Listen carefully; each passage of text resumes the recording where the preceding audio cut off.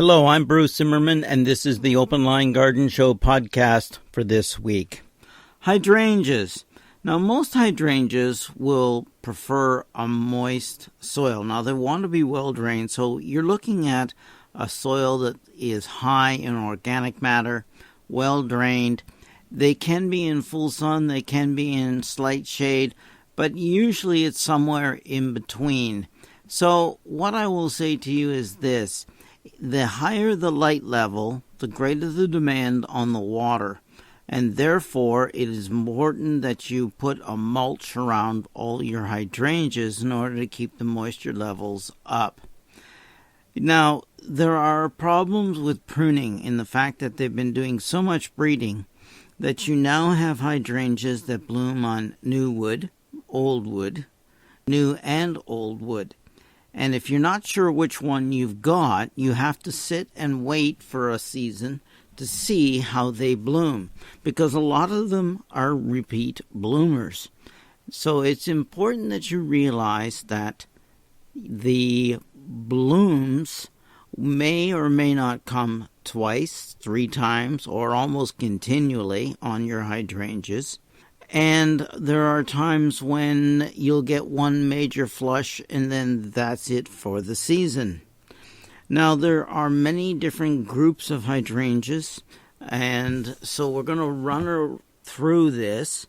And what I'm going to do is I'm going to start with the climbing hydrangeas. Now, these are a little different in the fact that they're a little more towards a vine than a shrub.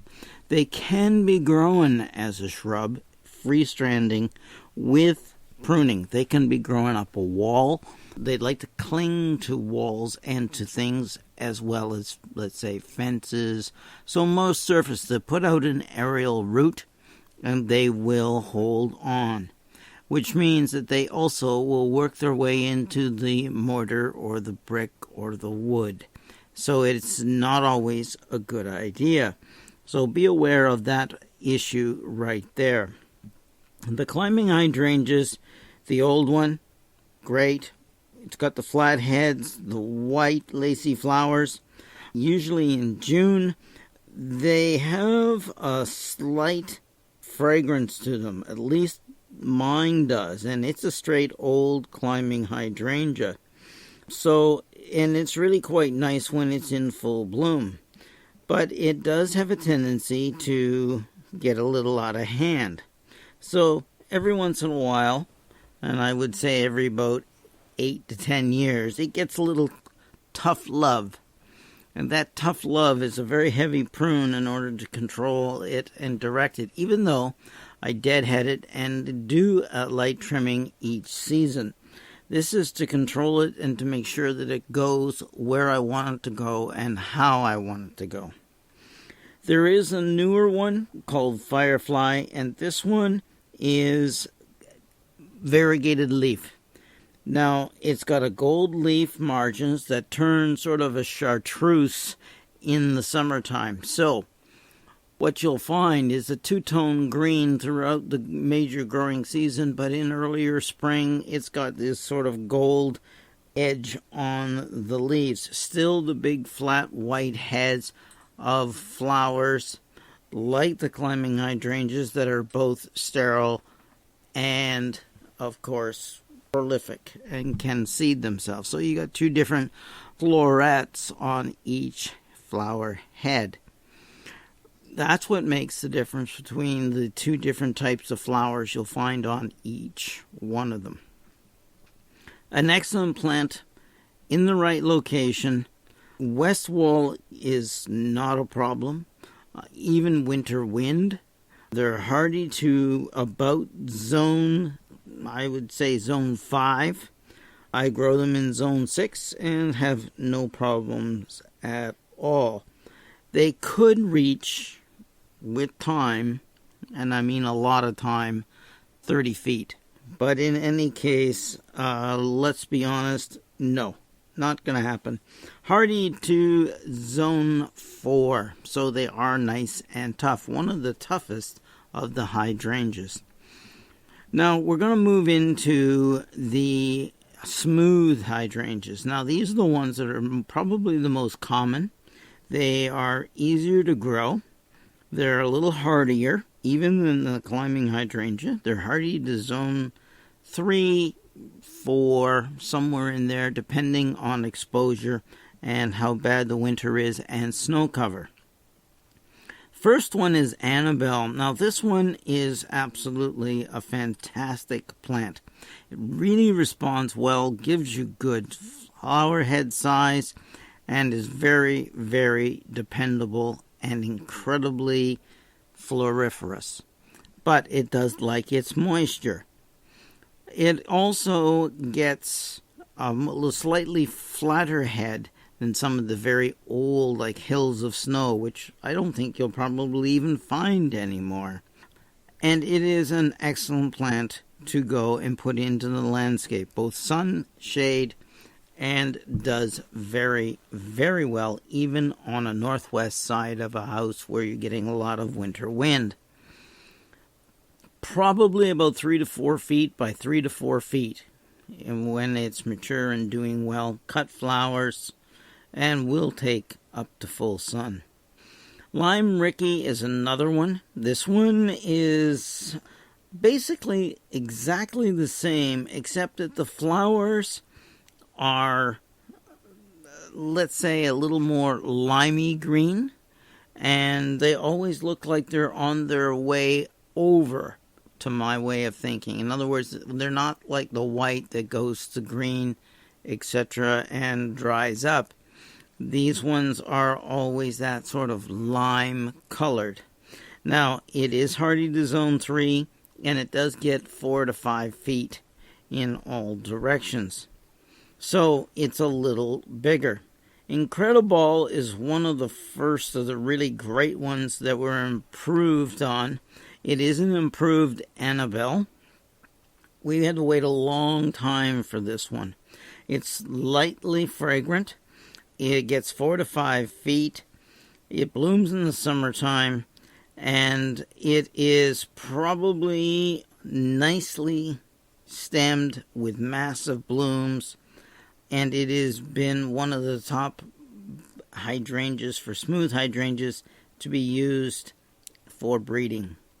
Now there's Incredible Blush Hydrangea. Now, exactly the same thing, hardy to zone 3, 4 to 5 feet, cut flowers, full sun, except, of course, it's got that pink blush to it. It is one of the prettier ones, and it was one that I think you may like when you want a subtle pink. If you want a little stronger pink, well, you're going to some of the other Incredibles. Now, Invincibles are also in there. Now, the Invincibles are probably one of the tough of the smooth hydrangeas. You're going to see a lot of them. You're going to see Limetta. This Limetta is 2.5 to 3 feet in size. Hardy to zone 3. It's got a very light green blush. So as it ages, though, it gets to a little more green. So you've got a plant that's a little more dwarf, a little more compact, hardy, but again, got that sort of limey green flower. There's mini Mauvette, and this is an Invincible mini Mauvette. It's a mauve purple mop-head flowers, and it's a dwarf, which means that it's going to be smaller, 2.5 to 3 feet, hardy to zone 3, and loves the sun. Invincible Ruby. Now, this is the one that's going to give you the better color. It's a two-tone combination of bright ruby red and silvery pink. So it really is quite interesting, particularly in the light wind movement, because it gives that sort of sense of movement because of the two-tone coloring. Foliage is an extra dark, which means it's a good contrast and very strong. Great in large containers. You may find that this one will actually do well in many of the larger containers in warmer areas. Now, it is hardy to zone 3, but it is going to be, I would say, better in a container in warmer areas in the ground when you're pushing the hardiness zones. Like most and of the Invincible series of hydrangeas, they are repeat bloomers, and that is an excellent thing to have. In other words, not one set of flowers per season, but many, and repeated, so that you get a little more show throughout the whole gardening season. The Invincible Spirit 2. This one is, again, hardy to zone 3. It's going to be 3 to 4 feet. It is an improved variety of Invincible Spirit, and that means that it's just that much nicer. The foliage is a little darker, the stems are a little stiffer, the flowers are a little larger, and of course a little darker in color.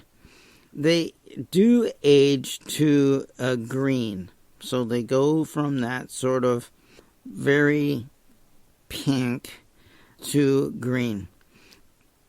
It is nice and hardy. It blooms every year from midsummer to frost.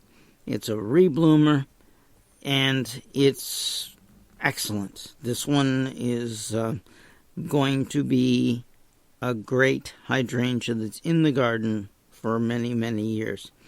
Also, it is the hydrangea that supports research into breast cancer. So every time one of these is purchased, $1 goes to the research for breast cancer. Invincible Wee White. Now, this is a new one. It is a little smaller. It's 1 to 2.5 feet in all directions, a rebloomer. And this one is going to be easier to put into a little bit more compact space, simply because of its compact habit. The flowers are basically white. They will mature to a soft pink and then to a green, which does happen to a lot of the hydrangeas. And it is good for cut flowers, it is for the sun, and again, a summer rebloomer. So that's excellent. The, what they call bracted hydrangea. There's Blue Bunny, and Blue Bunny is going to be an interesting plant. It is only hardy to zone 6, so you may have a hard time growing this one here, though you may try Niagara-on-the-Lake or the West Coast or even the Annapolis Valley, where you may have greater success. 2 to 4 feet, summer bloom. It gives you that sort of bluey color. The flowers are against a very dark green leaf, so you've got a very dark, good bloom plant, and it's on the blue side, which is a little harder to get into the garden. Blue is hard color, okay, to find and use. The big-leafed hydrangeas. There's a lot more of these than there is of the smooth. A lot of the breeding has been done because of the color ranges that are available, and as a result, you will find that the big-leafed or macrophylla hydrangeas are going to give you the selection, but they often, not always, but most of the time, will have a little bit of an issue with hardiness. So, I do say to you this: be a little more careful in its placement in the garden, give it a little more winter protection, and you should be fine. The mulch will be very important with these to keep them moist throughout the summer, because they really don't like the summer heat and drought. Let's do Abracadabra first. Abracadabra Orb. It's going to be hardy to zone 5-6, 3 to 4 feet. It is a summer bloomer. It's going to give you green and peach florets, which mature to a hot pink. So it is interesting. You can go and change this one a little bit, and it can be pushed to the blue tones using aluminum sulfate. Same thing with Abracadabra Star, and it is got the same heights, 3 to 4 feet, same hardiness, 5, 6, somewhere in there, and it is going to be good for cutting. It emerges pink and white and matures to hot pink as well. So you've got the interesting look to it. The top of the stems on this one are actually black up near the top or the tip where the flower is, so a little different. I'm Bruce Zimmerman. This is the Open Line Garden Show podcast for this week.